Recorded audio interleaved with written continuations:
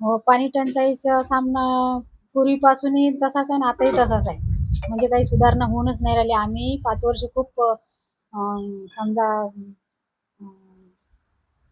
समस्या मांडल्या, पण काही समस्येला काही हेच नाही भेटलं. आत्ताची परिस्थिती म्हणजे एप्रिल महिन्यापासून काहीच पाणी नसते.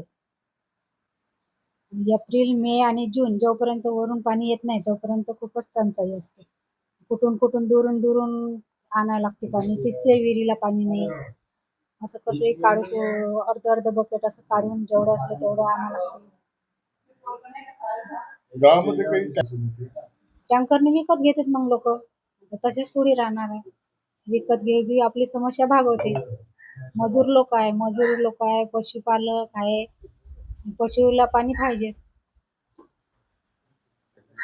पाठपुरावा खूप केला. दरवर्षीच असेच मीडियावर आम्ही व्हिडिओ व्हायरल केले. आपले लोक पाणी टंचाईची समस्या मांडून जे काही लोक येत होते तिकडून त्याच्या समस्या म्हणजे आम्ही करतो बा पाण्याची सुविधा, पण अजून काही झालेलंच नाही. पाण्याचा त्रास हा 2 किलोमीटरहून पाणी येत आहे आणि नळाचं पाणी 2-2, 4-4 दिवस येत नाही. म्हणून मग आता आम्हाला पाण्याचं काहीतरी लागणच. पाणी आम्हाला उनभर भरावं लागते. नाही तर मग हे जर चालू नसलं मग पाणीच नाही. कुठं जा विहिरा नाही आहे. नळ योजनेचे 3-4 दिवस पाणी येत नाही. 4-4 दिवस नाही येत. नाही आहे गावातल्या विहिरीला पाणी.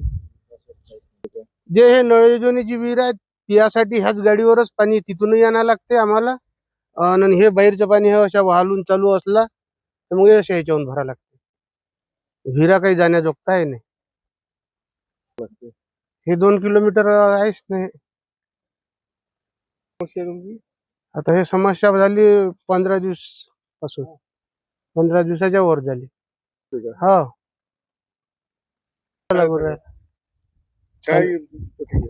पाण्यासाठी तर फिरायच लागन आम्हाला. पाणीच नाही तर मग पाणी तर आणाच लागन. काही ना काही वापरायला तर पाणी लागन.